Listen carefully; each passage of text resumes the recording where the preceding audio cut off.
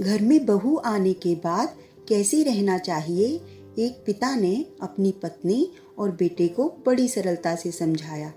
एक शहर में एक परिवार रहता था। उस परिवार में एक लड़का और उसके माता पिता रहते थे। पिता एक दुकानदार था जिसका नाम दीपक था। वह अपने बेटे को भी दुकानदारी के बारे में सिखा रहा था। जीवन अच्छा चल रहा था।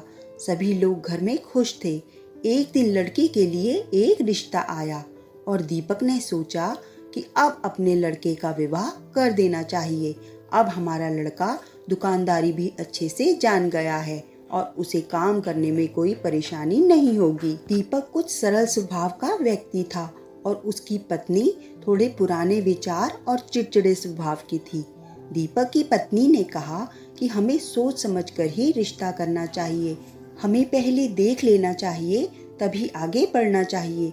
दीपक ने अपनी पत्नी से कहा कि अब तुम्हें अपने व्यवहार में बदलाव लाना होगा। अब लड़के का विवाह हो रहा है, इसीलिए हमें भी उनके अनुसार ही रहना होगा।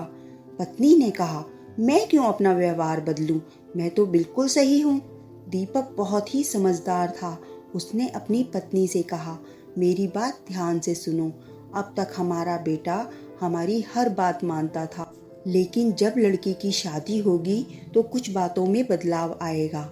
जब हमारे लड़के की शादी होगी तो वह इस दुविधा में फंस सकता है कि हमारी बात माने या अपनी पत्नी की बात को माने। अगर वह हमारी बात मानता है तो पत्नी को बुरा लग सकता है, और अगर वह पत्नी की बात मानेगा तो तुम्हें बुरा लग सकता है। यह समस्या हमेशा बनी रहेगी। इसीलिए मैं तुम्हें समझा रहा हूँ कि अब तुम्हें अपना चिड़चिड़ा और जिद्दी स्वभाव छोड़ना होगा, अगर तुम अपने बेटे की खुशी चाहती हो तो।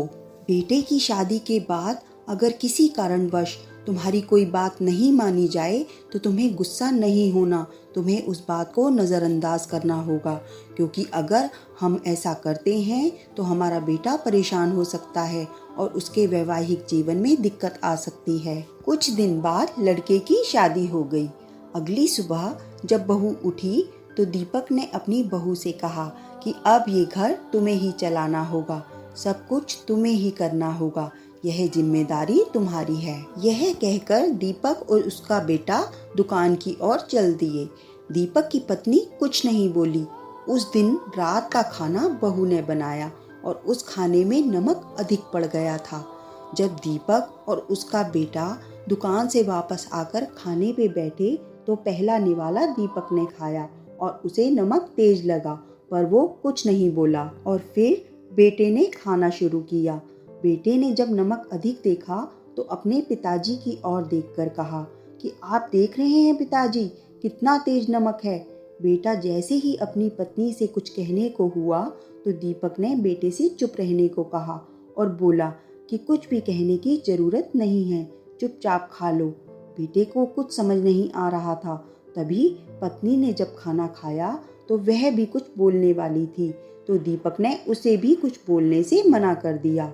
जब खाना समाप्त हो गया तो सभी लोग खड़े हो गए और दीपक बाहर टहलने चला गया। पिताजी के पीछे लड़का भी चला गया और अपने पिताजी से पूछा कि आपने आज इतना अधिक नमक का खाना क्यों खाया। पिताजी ने कहा कि तुम्हें भी यह सोचना चाहिए कि अगर तुम सबके सामने अपनी पत्नी को बुलाकर उसके खाने में कमी निकालते तो उसे कितना बुरा लगता। हो सकता है कि जल्दबाजी में ऐसा हो गया हो। अगर तुम्हें कुछ कहना ही है तो उसे अकेले में समझाओ, इससे उसे बुरा भी नहीं लगेगा। और बोले, बेटा वो तुम्हारी पत्नी है, वो अपना घर छोड़कर तुम्हारे भरोसे ही तो इस घर में आई है। अगर तुम ही उसका साथ नहीं दोगे तो कौन देगा। तुम्हें अब अपनी गृहस्थी बड़े देख कर चलानी होगी। बेटे को पिता की बात समझ आ गई थी।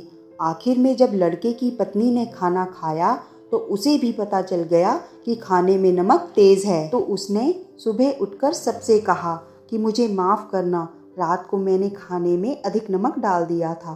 पिताजी ने कहा कि इसमें कोई भी गलती नहीं है, ऐसी गलती तो किसी से भी हो सकती है। बेटे की पत्नी के माफ़ी मांगने के बाद दीपक की पत्नी ने सोचा, आगे से मैं भी बहू को कुछ नहीं कहूँगी, उसे हमेशा प्यार से ही समझाया करूँगी। अगर शायद मैं बहू को कुछ कहती तो बात बिगड़ सकती थी। इसके बाद दीपक की पत्नी भी अपने चिड़चिड़े स्वभाव में सुधार लाई। दोस्तों, अगर आपको ये कहानी पसंद आई हो तो प्लीज़ मेरे चैनल को सब्सक्राइब कीजिए और इस वीडियो को लाइक एंड शेयर कीजिए। धन्यवाद।